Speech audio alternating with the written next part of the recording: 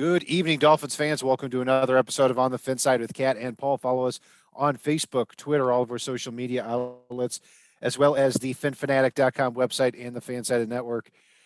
We have wrapped up the Dolphins' second preseason game, and we're going to talk about that with kind of the good, the bad. In that game, the Dolphins lose by 2 points on a game-losing field goal by Jason Sanders that hit off the uprights 1 week after winning by 2 points against the Bucs that also clanged off the upright. So we are exactly 500 in the preseason in every sense of the imagination. But we're going to go through that. And we're also going to do our 53-man roster predictions here and see what kind of differences we have. I'm sure some of these Dolphins fans out there have a few of their own. Be sure to let us know on our Twitter page as well as the chat. But Paul, starting out, Tua goes 6 for 8 with a drop by Mike Gesicki. I mean, you can look at that and say, you know what, the Dolphins only had 3 points in their first 2 drives.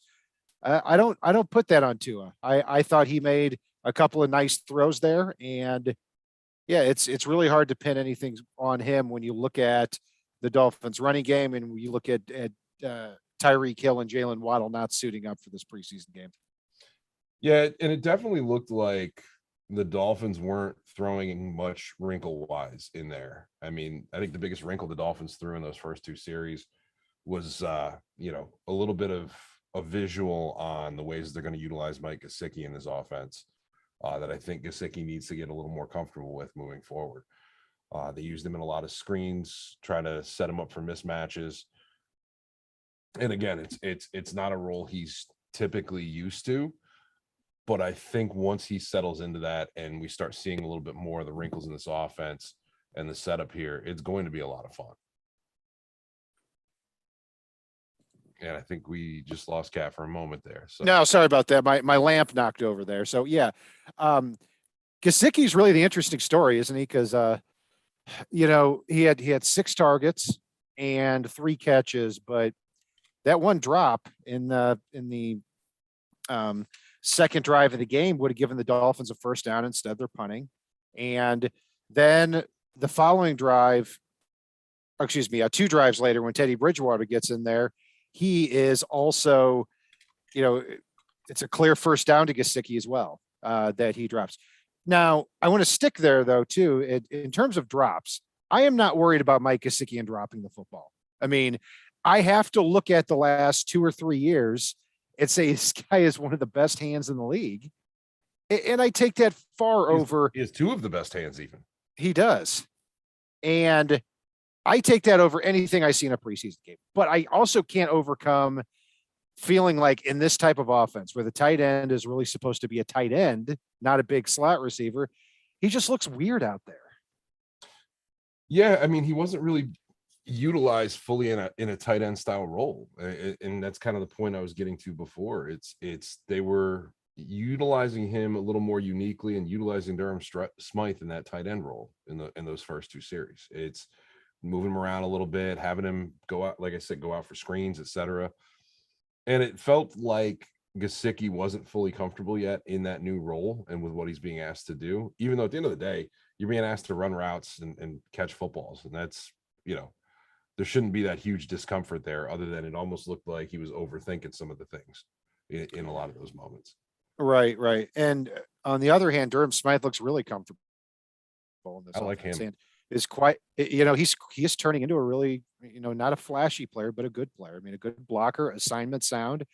And I don't think he dropped a pass last year. If he did, it was 1. And he's somebody that's continuing to get better and better. The Dolphins brought him back 2 years, $8 million, starting to look like a real bargain. One question I have for you, Paul, is, and there's not talk about this yet, but you're starting to, people are becoming more aware of how poor of a fit Gesicki looks to be in this type of offense. Would you take a second-round pick for him before the season if that were to come up? I might. The only hesitation I have there is I think we start to get thin at tight end in that regard. So I mean, I'd have to see who was out there on the market. Ethan Carter doesn't do it for me. He had an atrocious block that completely ruined an end around. I believe it was Braylon Sanders in this game. Yeah. And then I do like Tanner Connor, but is Hunter Long still on the roster? It doesn't feel like it, man. Like, and that's where Durham Smythe goes down, and you've traded Gesicki. You're gonna have to use a lot of 4 receiver sets moving forward. Yeah, you're right. And Cap for Life in our chat, and I kind of answered this before that said, are you happy with 3 points of the first 2 drives? No, of course not. But I think there's a couple of asterisks there too. I mean, Hill, Waddle, Armstead not playing. They're not showing their typical running plays that they would have during the year, you know. And in addition to that, I mean, you look at how these 2 drives ended. One is a drop by Gesicki, which rarely happens, so I'm not concerned about that.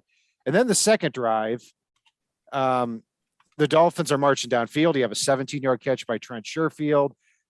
Chase Edmonds catches a short pass, makes a guy miss on a beautiful play, gets a first down. So they're driving down the field.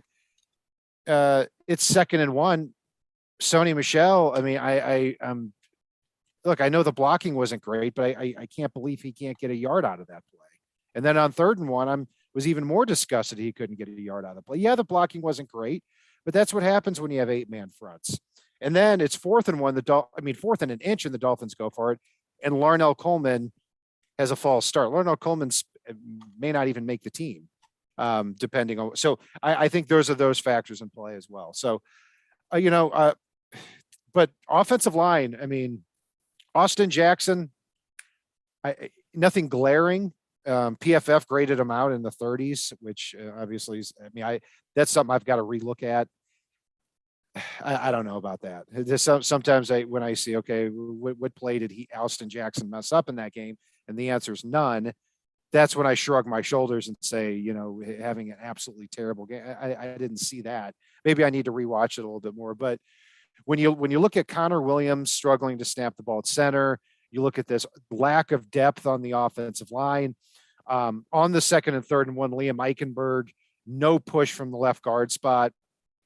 Yeah, I mean, the offensive line is going to be improved, but that doesn't mean it's going to be a great unit. So there's some players need to step up here, and I'm not seeing it right now, Paul.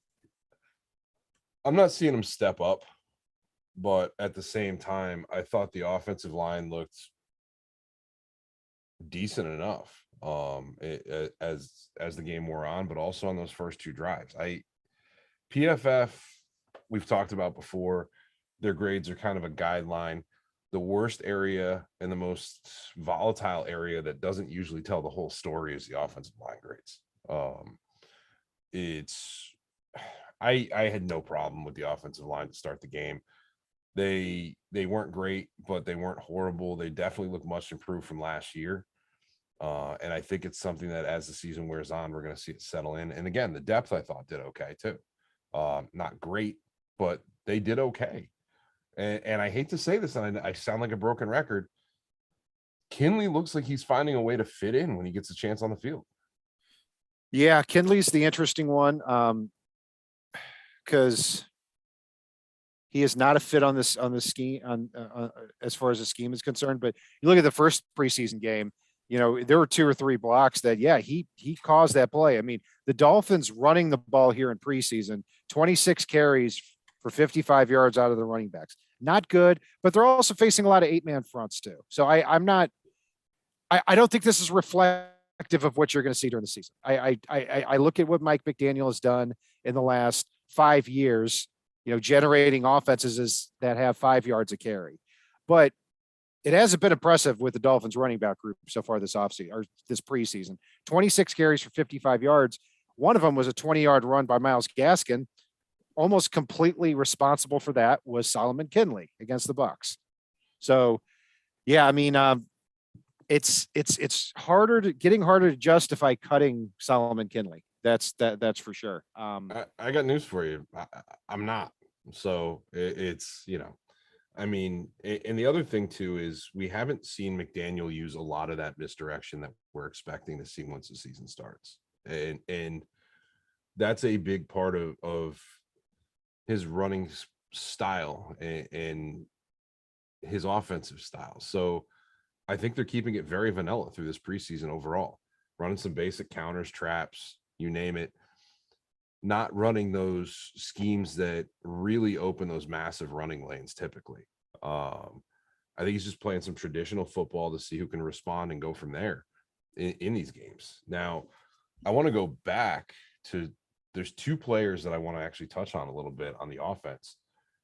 You mentioned drops. There was no more horrific drop in this game than the 15-yard drop Teddy Bridgewater took with no awareness of the fact that he was in the end zone, got outside the tackle box and didn't get it away, throw the ball away until he was already on his way to the ground.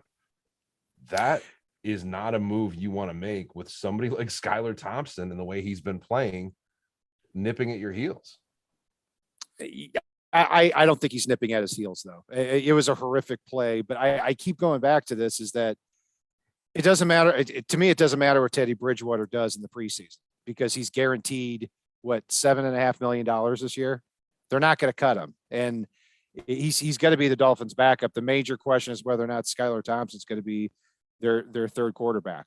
I mean, I think it's enough to, if Thompson does well and makes as a third quarterback, the Dolphins would have absolutely no need for Bridgewater at the end of 2022. But yeah, it was a horrific play by a veteran who should know better, because he drifted back into the end zone and then threw the ball for a safety. Like, if you would have taken the sack at the 2-yard line, even, okay, you're going to still have a chance to punt the ball out, and you're not giving up 2 points and punting the ball back immediately. Yeah, it was a horrific play. There's no doubt about that. Well, and from there, I mean, Teddy had some passes that looked great, but then he had some abysmal decisions, throws, you name it, as well to go along with that. And that, not, he's, I liked the signing at the time, but I have to say, he very much is not living up to the billing. And I do think Skylar Thompson is playing phenomenally, and you can't cut Teddy, but if you trade him, I believe it's like $4.5 million in cap savings. So it's only a $2 million cap hit. If I there would need to be I'd say a string of quarterbacks who get hurt on teams with like no backups right now for that to happen. I for that to get to that point, because I mean, who would trade for Teddy Bridgewater? I mean, who would trade for? I mean, even if you look at the Seahawks or the Panthers, who would probably have the 2 worst quarterback situations in the league, I mean, are you going to give up draft picks and millions of dollars to go from Drew Lock to Teddy Bridgewater, or Baker Mayfield to Teddy Bridgewater? I don't think that would happen. But I don't know. Let's say, I don't know, Tom Brady goes down, or Aaron Rodgers goes down, or Tom Brady just doesn't come back. Yeah. He's been on hiatus for how long? Yeah, he can say I'll do whatever the hell I want. That's for sure. But Bridgewater's going to stay here, and I'm not surprised he doesn't perform great in practice. He's not a practice player. He's not a physically imposing guy. But yeah, what we've seen in preseason also has not been great. What has been great was the play of Eric Ezekama last night. I mean, it was he and Skylar Thompson. I mean, the Dolphins only had 4 draft picks, and those were 2 of the 4 guys. I mean, in full favor of Skylar Thompson making the team as a third quarterback, even though a lot of teams don't have 3 quarterbacks. But the guy was the hero of the first game, was 20 for 28, 200 something yards, a touchdown, a quarterback rating of over 100. This game, he's 9 for 10 with a drop. Like, what is the point of drafting a quarterback anywhere? I don't care if it's the 7th round. If when he comes out and plays like this, and he's been impressive in practice, that you cut him and hope you get him back in the practice squad. So I am going to have him as my third quarterback, making on the 53-man roster. Are you leaning the same? Yeah, absolutely. I think he's going to be on the 53, and you did say about the string of injuries. I do think Teddy starts the year on Miami's roster, but I think that it could be a situation, especially with him being on a 1-year contract, where Miami, if somebody goes down, starts making phone calls. And there are some very, very thin straw man quarterback situations out around the NFL right now, where these teams may need somebody to step in to actually win some games. Yeah, absolutely. If a couple other themes here from the game, I look at the defensive back spot, and it got scary there for a little while because, you have behind Xavier Howard, you've got Byron Jones, who is probably going to be back week 1, but that's not a sure thing right now. And then you see Nick Needham, who has a hell of a first quarter, almost gets an interception, bats down a long pass, doing typical Nick Needham stuff. He's becoming just a really reliable, really good slot cornerback. And then he goes down with an injury, looks really bad at first. And then as of the time we're making the show, looks like really just a finger injury, should be fine. Then Keon Crossan goes down, doesn't look good. And then he comes back later in the game. Keon Crossan on that second drive against the Raiders, sticky coverage and forces a fourth down. He's somebody I think is going to be on the field a lot. So it was looking a little bit scary there, especially with Noah Igbenogany still unable to cover anybody. And Mackenzie Alexander gives up a 34-yard catch to Keelan Cole in one of his first snaps as a Dolphin. So all over there at the cornerback spot. I also have to say to Kader Kohu from Texas A&M Converse, he's going to be, I'm rooting very hard for him to be on that 53-man roster. Oh, I've had him on the roster for months now. Come on now. I'm a big fan too. And I do want to mention Nick Needham had a really, really good start to this game. He almost pulled down an interception that wound up getting tipped and caught by tight end from the Raiders there. Defended a couple passes and really was just all over the field before he got hurt. So there was a lot to like with him in this game. There's a lot to like on that whole defensive side of the ball, period. Mackenzie Alexander looked like if you're within 15 yards line of scrimmage, he's got you. If you're running a route more than 15 yards downfield, he's lost you. And that's, you can't really play much corner unless you're playing some type of exotic zone there where you're playing. I can't make it with Alexander. I'm sorry. Yeah, I'm with you. And I think that's a perfect explanation of what you said there. And, this is somebody he and Xavier Howard were both drafted in the second round in the 2016 draft.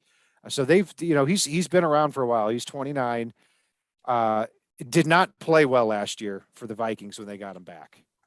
So it's not a very hopeful situation right now with Mackenzie Alexander. I didn't really care for the signing, but as a training camp body, then whatever. So yeah, let's, anything else jump out at you from the Raiders game here, Paul, before we get on to our 53-man roster predictions? Oh my God. We've been talking about Zach Sealer for years. And Zach Sealer, before he came off the field in this game, I know the Raiders drove down the field on their first drive.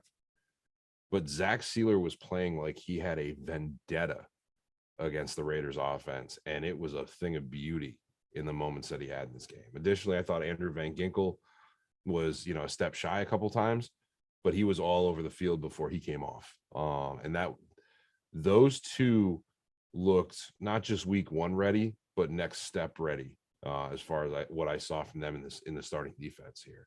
And that was a lot of fun to watch those first few series.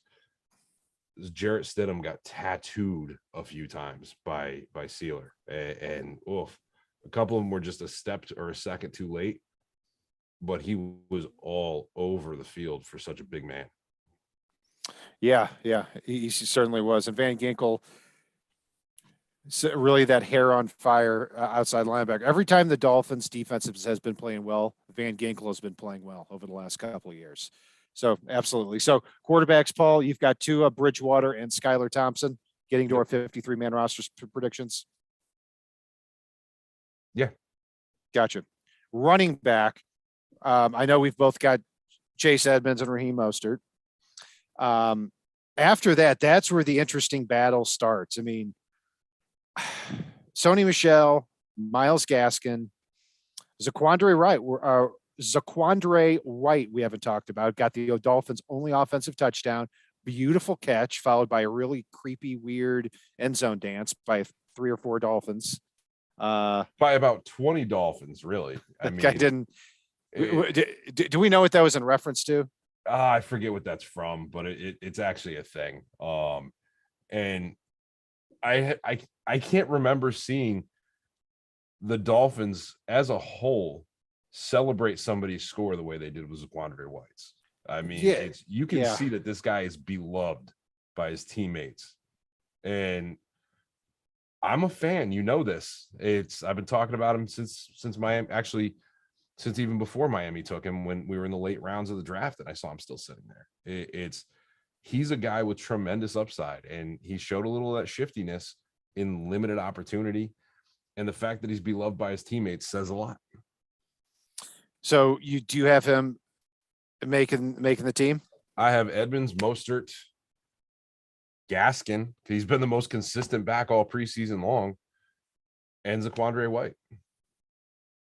I've got everybody there except Zaquandre White. And by the way, I can't believe I'm putting Gaskin on the team here. And also, by the way, he had one of the biggest gaffes of the game where he catches the pass at the end of the second quarter, and Sam Webb from the Raiders, an undrafted free agent, comes up and puts his helmet right on the ball. It's a fumble, and if it weren't ruled down by contact, which it shouldn't have been, in our regular game, I mean, you're talking about a potential 14-point swing there, it just in one play. Shame on Myles Gaskin. But what I keep going back to with Gaskin, even though I don't think he's a great fit in the offense, I look at Edmonds, Mostert, and Gaskin. I see three guys who can do really three different things.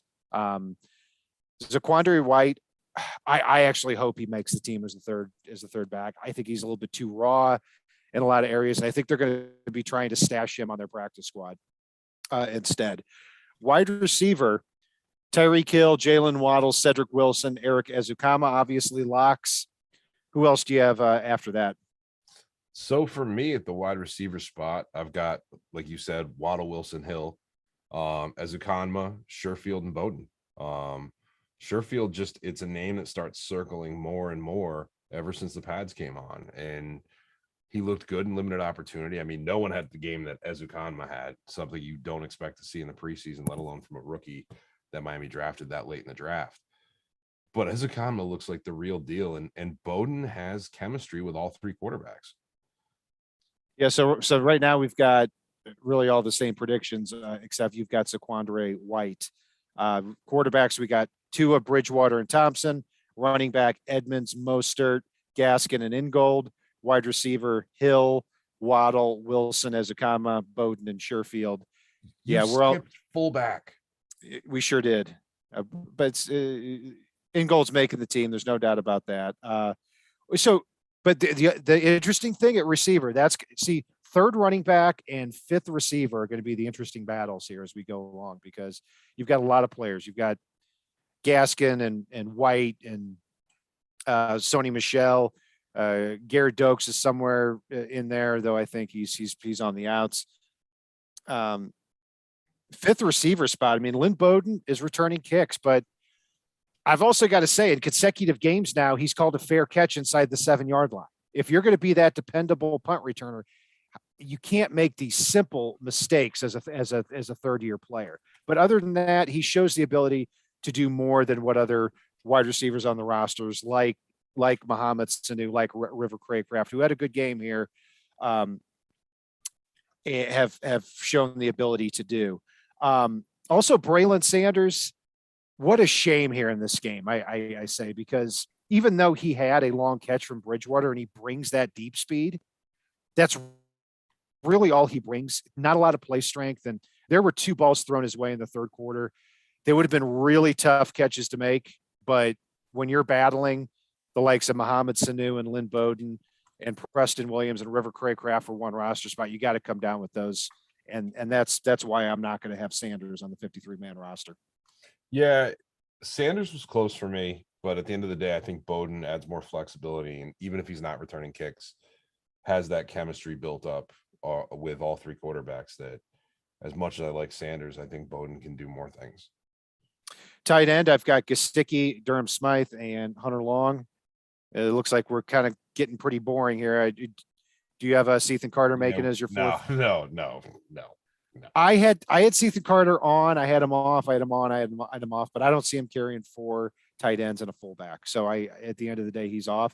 He does play special teams, but I can't see him keeping 4 tight ends. So now I think we're probably going to have a little bit more differences going on here. Offensive line, I've got to think we've got 6 locks. That's Teron Armstead, Liam Eichenberg, Connor Williams, Robert Hunt, and Austin Jackson, as well as Michael Dieter as the backup center. After that, I've got Robert Jones. I do have Solomon Kindley making it.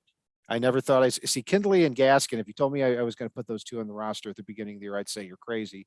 And they're still up in the air, but so Kindley's my 8th, and the guy who just won't go away, Adam Pankey, I've got making it as the 9th guy because of his versatility. They've cross-trained him at guard, center, tackle. I think they could see him as kind of a break glass in case of emergency type of utility offensive lineman. So I do have Greg Little and Larnell Coleman getting the axe. I have Greg Little getting the axe after the starters there. I've got Dieter, I've got Kinley, and I've got Jones and Coleman making the squad. Got it. So Coleman, I've got Pankey. Okay. Moving on to the defensive side of the ball. At the edge spot, Jalen Phillips, Emmanuel Agba, Andrew Van Ginkel, Melvin Ingram, I would have to think are locks for you. Yeah. Got it.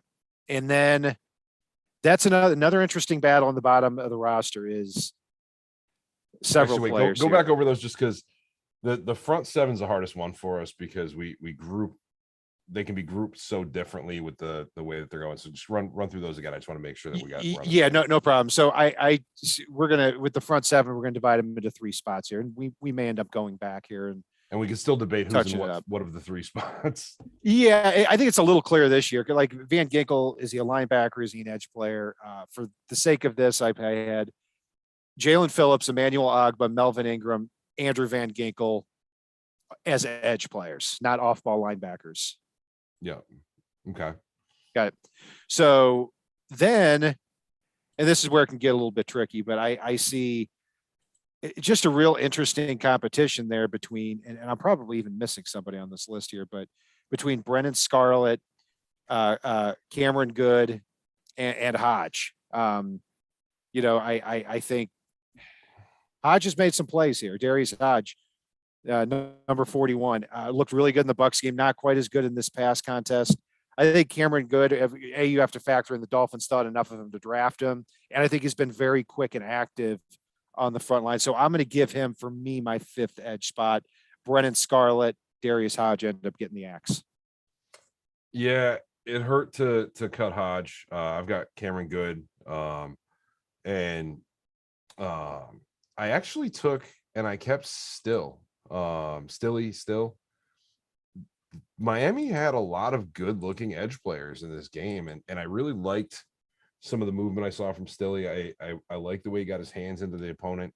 I like the way he set the edge against the run. I like the fact that he was able to get to the quarterback here. He may end up on the practice squad, but he's somebody that I think did really well here.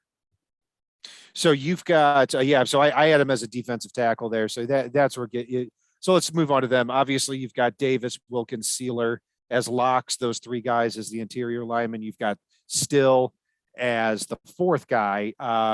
Do you have John Jenkins making the roster? That was a hard cut, but no. Okay. I've got him on there, but I'll tell you, I would hate to lose Still or Stilly, whatever you call it, because he gives such good push and he plays with such great leverage. I mean, he's starting to remind me of Zach Sealer. He's reminding me of that Miami Dolphins type of defensive lineman. And I think if you try to stash him on the practice squad for the entire season, I think he may have shown too much already. So I've got Stilly getting cut right now, but that was a tough one for me. Off-ball linebacker, 4 locks. And then I've got one other guy, Jerome Baker, Landon Roberts, Duke Riley, Channing Tindall as the 4 locks.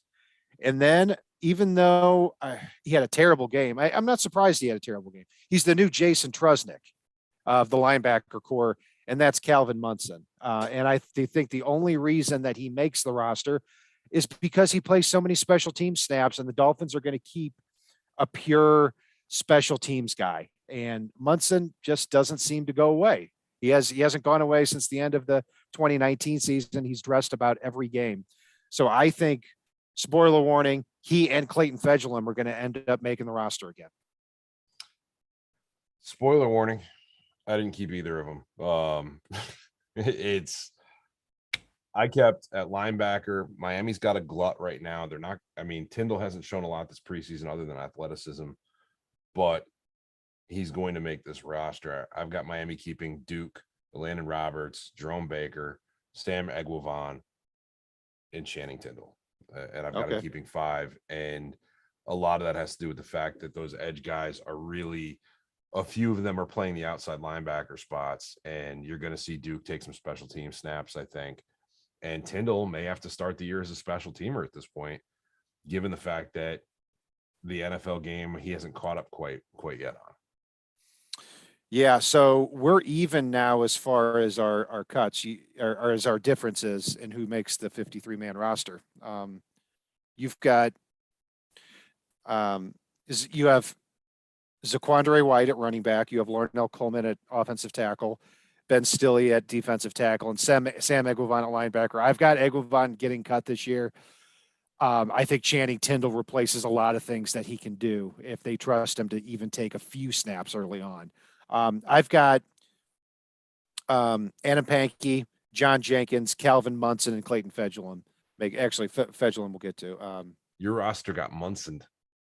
Yeah, it sure did. Actually, so if I understand correctly, I got ahead of myself on Fejedelem, but he is going to be one guy I have that you don't. So if I understand correctly and my math is right, you're going to have 10 defensive backs making the final roster. I am. Gotcha. Your math is correct. So yeah, we're right on, because special teams, Jason Sanders, Thomas Morstead, Blake Ferguson, obviously. So cornerbacks, Xavier Howard, Byron Jones, Nick Needham, Keon Crossan are the locks at just the cornerback spot. Who else you got? At the cornerback spot, let me just highlight those guys because you go through them so fast. I don't want to mess up here. So yeah, I've got X Jones Crossan, Nick Needham, Cater Kohu. I've got Hamilton. And that's my corners right there. I kept 4 safeties. Okay, got it. We have the top 6 exactly the same. Xavier Howard, Byron Jones, Nick Needham, Keon Crossan, Kohu, and Elijah Campbell. I think he has shown enough. There was a third down play in this game that he got against tight end Jasper Horsted that he really could have made that play and cemented himself on this roster, I think. But he is a really good special teams player last year. And yeah, I think he makes the roster. I do have Noah Igbenogany making it over Mackenzie Alexander. I could very easily see Noah getting cut right now. It wouldn't surprise me if what I think would happen is that he makes the roster because they don't want to cut him. They give him one more chance in regular season, and the first time he has a bad game, he's done.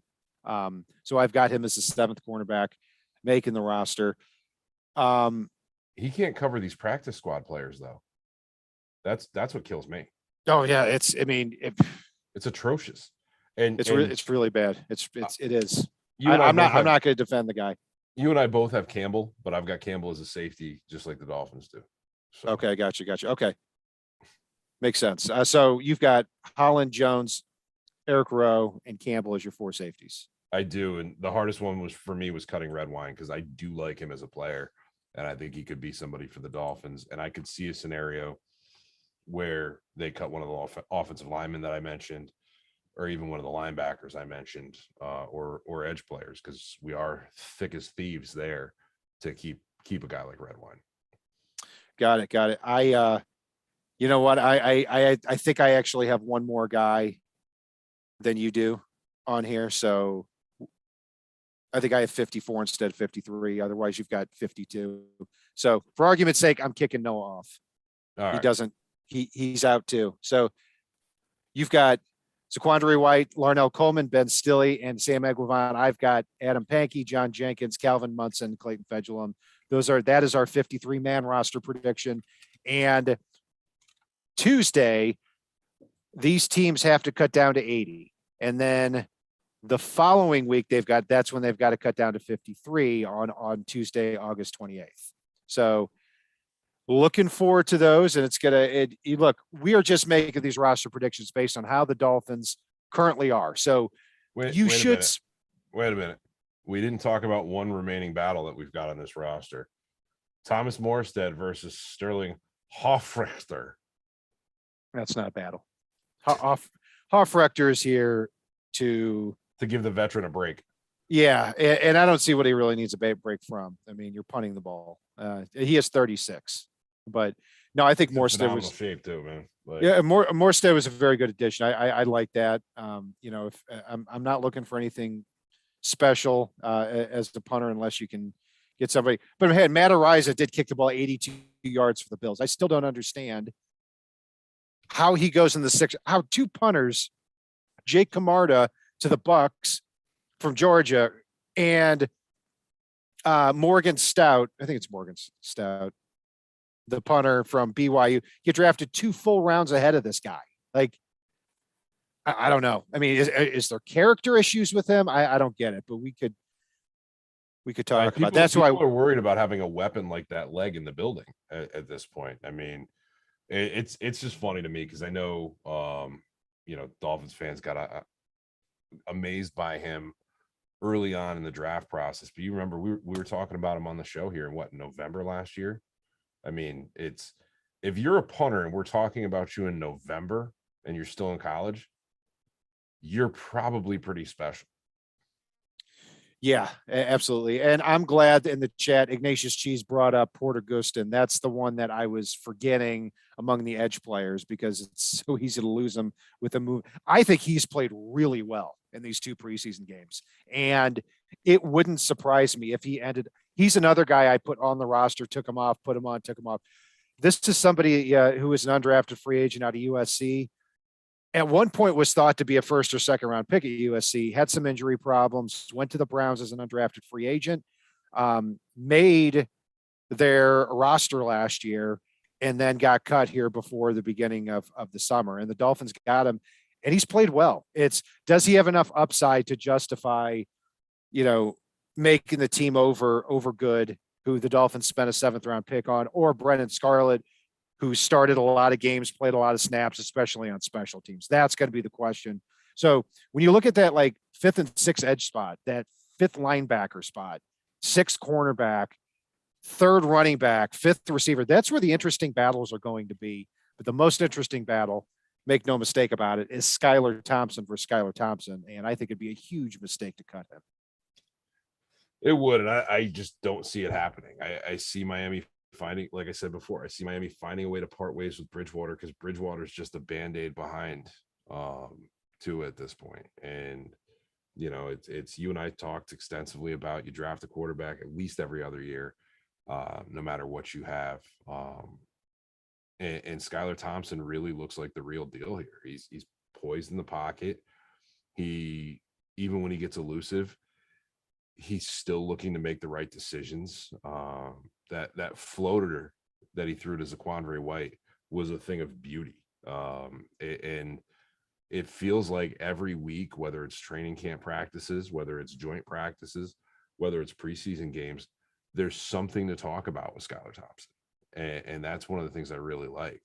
And Kat, we actually got asked in the chat, thoughts on Omar Kelly leaving, being a beat writer for the Dolphins and moving on to I Am Athlete. And I will say this, as hard as I've been on some of the stories that Omar Kelly has put out at times or the way he's acted on Twitter, he's always been good to Dolphin fans in person. And he seems much more natural and fluid and less clickbait agenda driven, and really seems to have hit a stride with this I Am Athlete stuff, and all the best wishes to him.